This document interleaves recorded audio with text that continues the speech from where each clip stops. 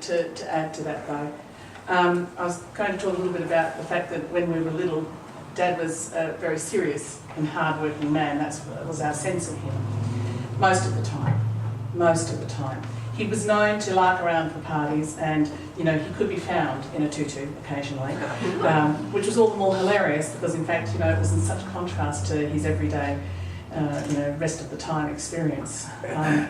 If you were in trouble as a kid, Mel and I would much rather that Mum yelled at us than having to have the quiet conversation with Dad. You knew you were in real trouble when you had the quiet conversation with Dad. And pretty much it was because he would very quietly reason with you, and the sense was that you had just disappointed him, and that was the worst feeling in the world, to disappoint Dad. Mel's talked a lot about his own life as a child and going to an orphanage at the age of 4.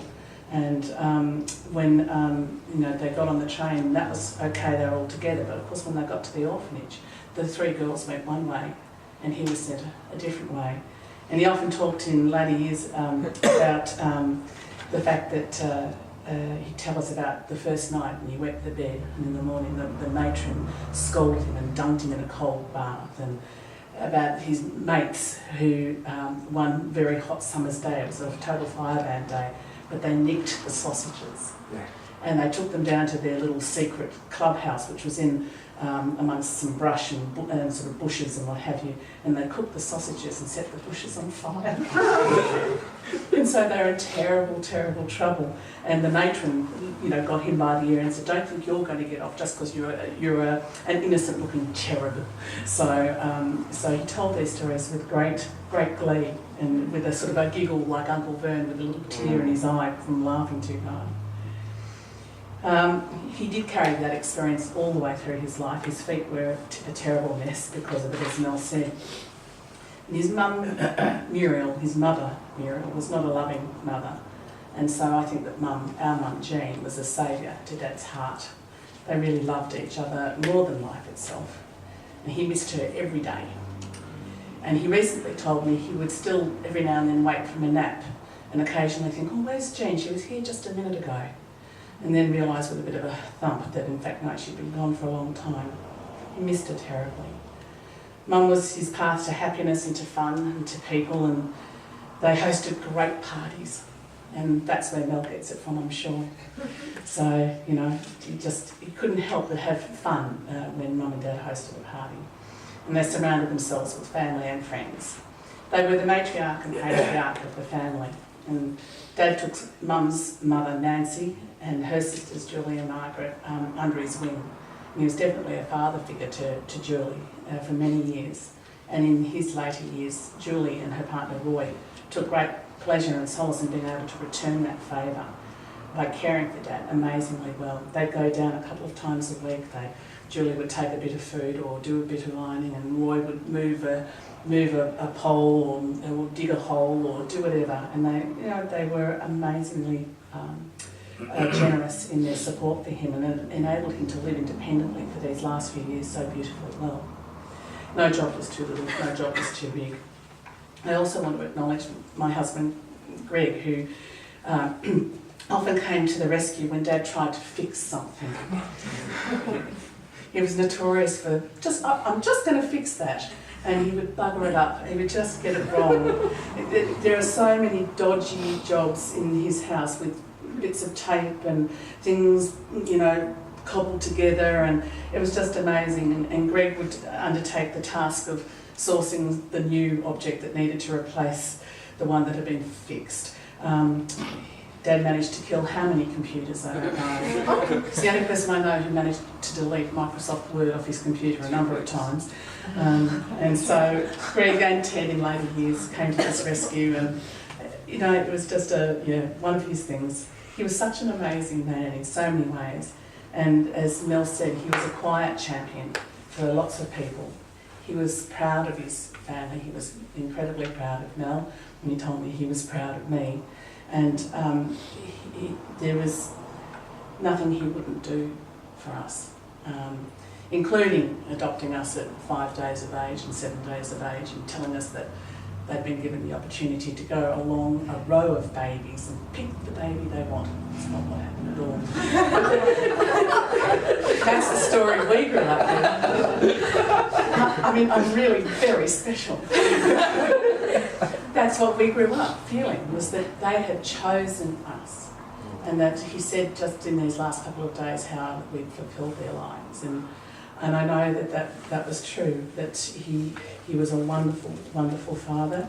We always knew we were loved and cherished, and our hearts are full with the honour of being his children. Thanks.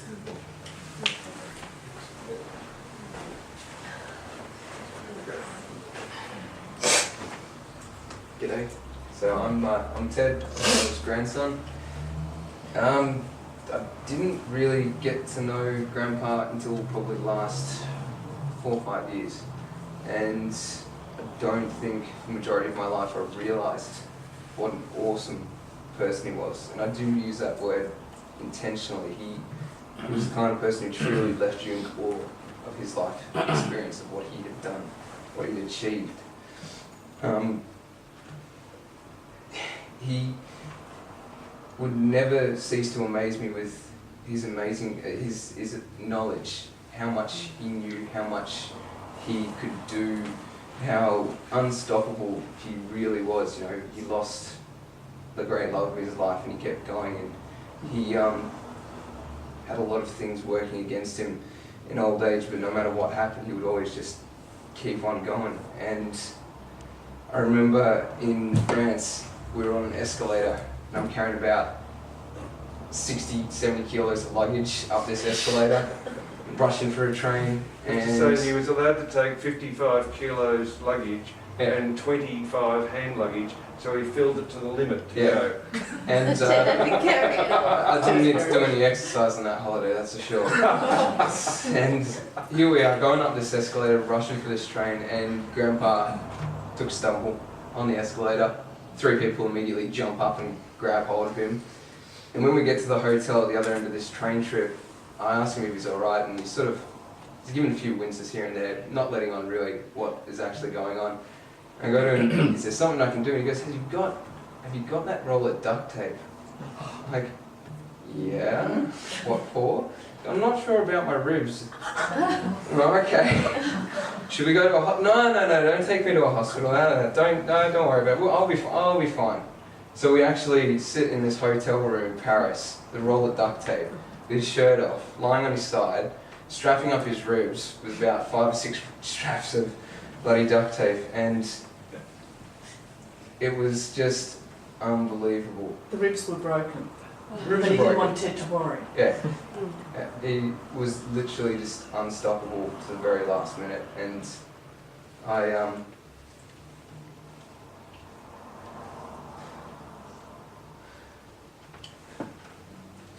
gonna miss him a lot.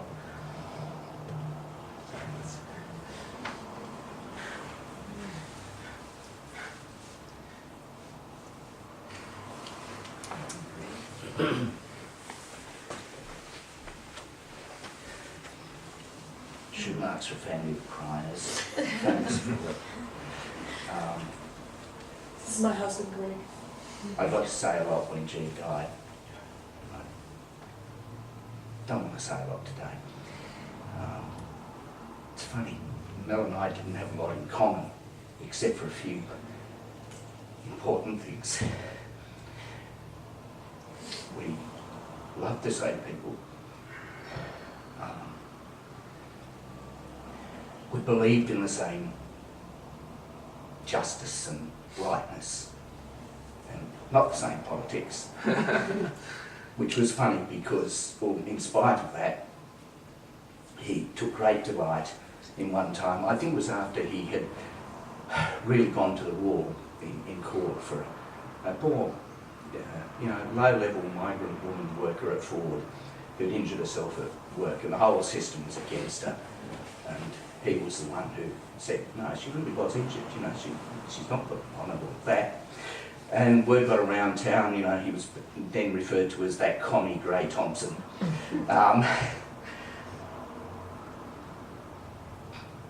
Which is an honour I've never had, but maybe one day. I think what Mel said on Facebook, He stuck up for people.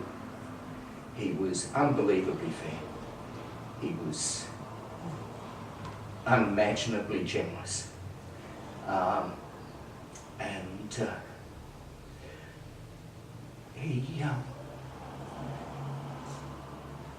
remember at another friend's funeral, and the person doing the eulogy said, look, we could say she was many things, but really she was a good woman.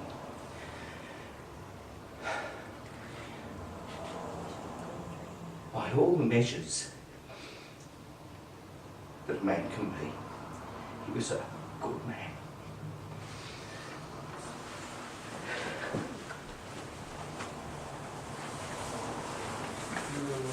Go.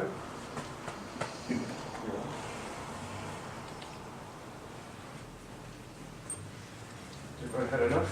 Yeah, that's good. That's it. Yeah, agree. There's one other funny thing on the list. At the golf club, all these ex-diggers and other people, Helen and I used to have our, what was it? We had a bag of chips and whatever. We had our particular table just outside the main bar. And Dad, being the president for so many years, or the captain, had to do all the presentations and everything there.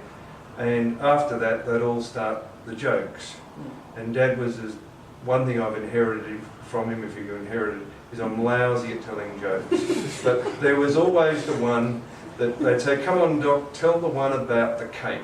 Yes. And it goes for about 25 minutes. So I'm not going to start the whole thing, but essentially it is a complex list of a cake with layers and doves, two doves going up, and I think it's going to be said in a Cockney accent, the whole thing.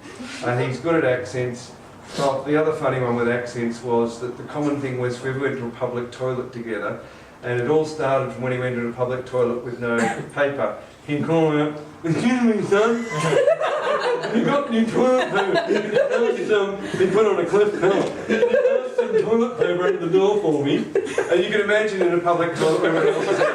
They're all wondering, and you'd pick some toilet paper under a door for him, and then he'd come out going, later on, and then you think everyone's going, who was the one in the cubicle? And so whenever you didn't want to be recognised, you was all in the cleft palate.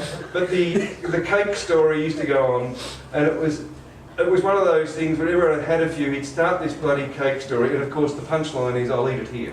After he goes back 3 times to the shop to correct that the icing's the right way, with 2 doves going up and 1 coming down, and Joe loves Nellie, but no, there's more spacing, and they re-iced the cake 3 times for her, and then the guy says, I'll eat it here, being the punchline. So I said, I've saved you a thing there.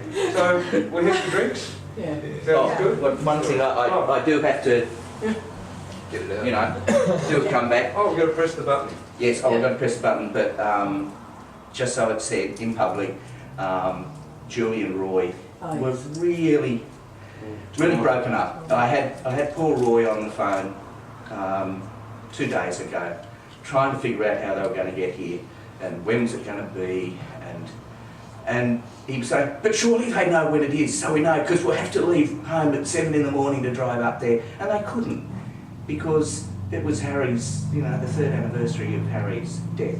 So Roy was, well, anyone here who knows Roy knows that he'd like you to think that he's this gruff, tough, Welsh sort of character, but really he's lovely, kind man. And if you ever had any doubt, I mean, as Julie said, she's known him since she was 5. He was like a father to her. And so the 2 things that they said that were saying here yesterday, Roy said, he said, oh, I don't know what I'm going to do. I don't know if this is Welsh or whatever, but anyway. Sounds good. Yeah, and he said, but we'd, every couple of days we'd be, off to Ocean Grove to do something for Nell. It's not going to happen now. And Julie said to me this morning, I loved him so much. So that's a little bit from me. Thank you. See you later.